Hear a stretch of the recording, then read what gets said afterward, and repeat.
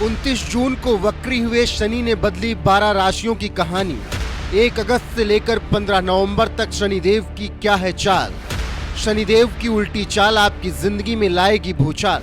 किन राशियों पर बरसेगी शनि की कृपा और किन गुनाहों की मिलेगी सजा, जानिए ज्योतिषाचार्य राकेश चतुर्वेदी से सिर्फ एनएमएफ न्यूज पर। नमस्कार, मैं हूं आपके साथ सपना दानू। स्वागत है आपका हमारे चैनल एनएमएफ न्यूज़ पर। मेरे साथ मौजूद हैं जाने माने ज्योतिषाचार्य राकेश चतुर्वेदी जी। बहुत बहुत स्वागत है सर आपका। नमस्कार सपना जी, हर हर महादेव, शिव शंभू, जय जय श्री राधे आप सभी दर्शकों को।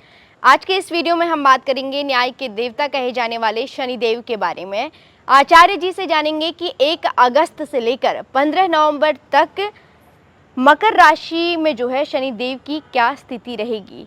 हालांकि शनिदेव जो है 29 जून को ही वक्री हो चुके हैं और जब जब शनिदेव वक्री होते हैं तब तब इंसानों के जीवन में जो है या तो अच्छे परिणाम देखने को मिलते हैं या फिर बुरे परिणाम देखने को मिलते हैं। ऐसे में कई सवाल होते हैं दर्शकों के मन में।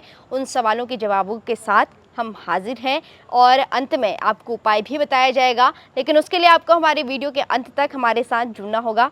शुरुआत करते हैं आचार्य जी, चूँकि शनिदेव को जो है न्याय का देवता कहा जाता है, जिससे मैंने शुरुआत भी की। आपको क्या लगता है कि आने वाला जो ये समय है 1 अगस्त से लेकर 15 नवंबर तक, ये कालखंड जो है कानूनी स्थिति के तौर पर इन राशि वालों के लिए कैसा रहेगा? देखिए, मेष राशि शनि की प्रथम प्रिय राशि है और शनि का अपना घर है, लेकिन इस समय वर्तमान में शनिदेव कुंभ राशि में विराजमान होकर वक्री हो रहे हैं। 29 जून को मध्य रात्रि से वक्री हो चुके हैं, लेकिन हम लोग इनके एक पीक पीरियड से लेकर के इनके अंत वक्री पीरियड के अंत काल की हम गणना कर रहे हैं 1 अगस्त से लेकर के 15 नवंबर तक की। अगर कानूनी अड़चनों के लिहाज से देखा जाए, वाद विवाद के लिहाज से देखा जाए, तो पारिवारिक वाद विवाद बढ़ता हुआ, परिवार में अलगाव, परिवार में विघटन, परिवार में लड़ाई झगड़े इत्यादि को दर्शाता है, क्योंकि कुटुंब भाव में बैठ करके शनि वक्री हुए हैं।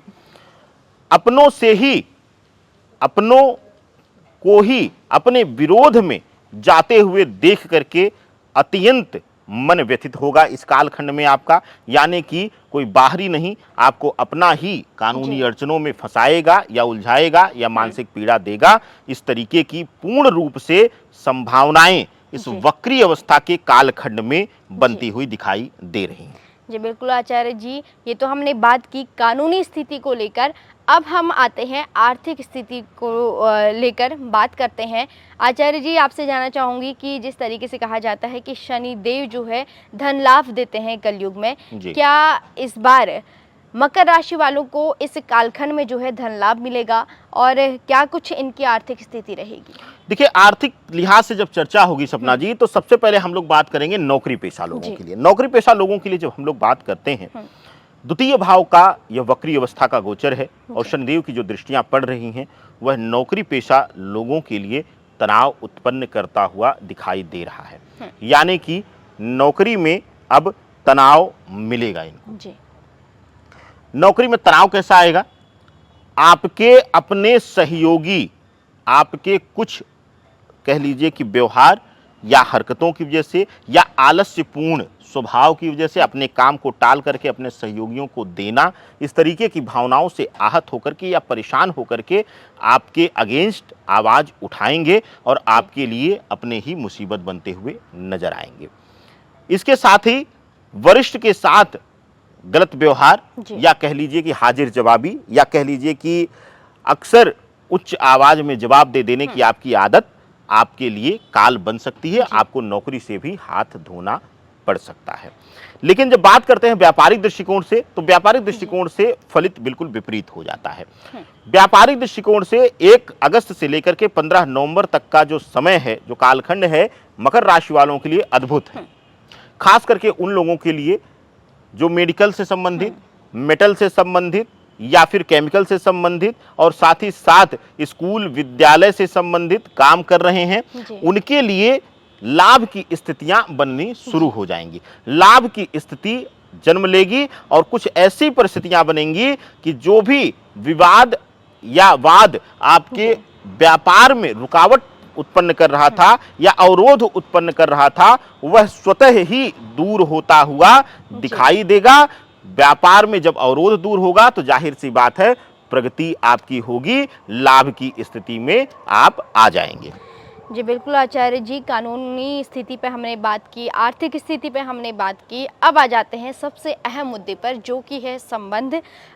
हर कोई चाहता है कि हमारे संबंध जो है अच्छे रहे, चाहे वो परिवार से हो, चाहे वो रिश्तेदारों से हो, या फिर कहें सामाजिक रिश्तेदारी जिसे कहते हैं, सामाजिक रिलेशन जिसे कहते हैं, वो हो। आपको क्या लगता है कि इस बीच इस जो ये कालखंड है, क्या रिश्तों में जो है खटास पैदा होगी या फिर रिश्तों में जो है मिठास देखने को मिलेगी? देखिए सपना जी, पारिवारिक दृष्टिकोण से आप देखेंगी तो भाई बहनों के साथ, बड़े और छोटे भाई बहनों के साथ वाद विवाद की संभावनाएं हमने पहले ही बोल दिया है। लेकिन अब अगर बात करें पति पत्नी के रिश्ते की, तो पति पत्नी के रिश्तों में अभूतपूर्व सुधार देखने को मिलेगा। यानी अब तक जो संदेहात्मक व्यवहार चल रहा था, जो एक दूसरे के प्रति मानसिक दूरी बनी हुई थी, जो एक दूसरे के प्रति इमोशनल गैप बन चुका था, वह फुलफिल होगा। एक दूसरे को आप समझने का प्रयास करेंगे, एक दूसरे के साथ क्वालिटी टाइम स्पेंड करते हुए नजर आएंगे। तो पति पत्नी के रिश्तों के लिए यह जो कालखंड है, यह बहुत ही शुभकारी परिणाम देने वाला है। लेकिन अगर आप लव रिलेशन में हैं तो आपका पार्टनर, चाहे लड़की हो चाहे लड़का हो, दोनों के लिए है। आपका पार्टनर धोखा दे सकता है, आपको डिच कर सकता है, आपको दर्द दे सकता है। तो बहुत ज्यादा, अगर नए नवेले संबंध में जुड़े हैं तो बहुत ज्यादा किसी पर विश्वास करके अपना सब कुछ सर्वत्र न्यौछावर करने का आप गलती ना करिए। विशेष करके मैं यह सुझाव अपने जो स्त्री वर्ग है, जो फीमेल्स हैं, जो कन्या हैं, उनको मैं देता हूं। और इसके साथ ही एक विशेष ध्यान आपको देना है। आपने चर्चा किया सपना जी सामाजिक रिश्तों की। वह लोग जो सामाजिक कार्यों में जुड़े हुए हैं, वह लोग जो राजनीति के क्षेत्र से जुड़े हुए हैं, उनको भी थोड़ा सा इस बीच षड्यंत्र और धोखे से बचकर रहना है। क्योंकि संबंधों में विश्वास का टूटना, धोखा मिलना, इस तरीके के भाव को जन्म दे रहा है द्वितीय भाव में शनि वक्री होकर के। जी बिल्कुल आचार्य जी, हमने तीनों विषयों पर बात की और ये भी जाना कि जो ये वक्त है तीनों ही क्षेत्रों में जो है मिला जुला रहने वाला है इनके लिए। ऐसे में जो है दर्शक चाहते हैं कि उन्हें उपाय भी मिल जाए। दर्शक जो है दर बदर भटकते रहते हैं लेकिन उपाय नहीं मिल पाता है।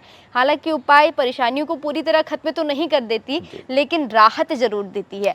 ऐसे में आप दर्शकों के लिए क्या कुछ उपाय लेकर आए? देखिए सपना जी, इस चीज को मैं आपको और परिपूर्ण कर दूं।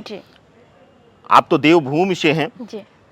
हमारा सनातन कहता है जहां समस्या है उसका हमारे ईश्वर ने, हमारे ऋषि मुनियों ने समाधान भी दिया हुआ है। बस अंतर है, हम कर नहीं पाते हैं। हम अपने पितरों को पूजना छोड़ दिए हैं, हम अपने देवताओं का पूजन छोड़ दिए हैं, हम व्रत परंपराओं को सिर्फ दिखावा कर दिए हैं कि व्रत रहेंगे और मॉल में जाकर के फास्ट फूड खाएंगे कि ये व्रत का है। तो ये सब चीजें जो हैं पीड़ा का कारक बनती है। अब बात करते हैं उपाय की। क्या उपाय है? शनि प्रधान राशि है, शनि प्रधान राशि में अपने स्वामी को और बलि कर दीजिए, मजबूत कर दीजिए, आप सुखी हो जाएंगे। क्या करना है आपको?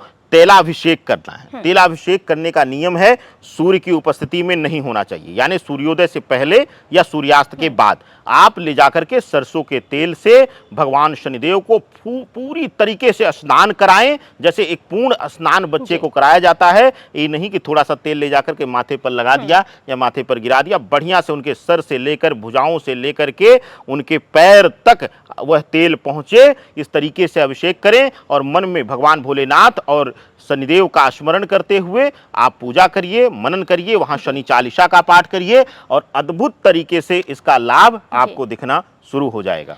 तो इसी के साथ मैं और आचार्य जी आपसे लेते हैं इजाजत। फिलहाल नमस्कार।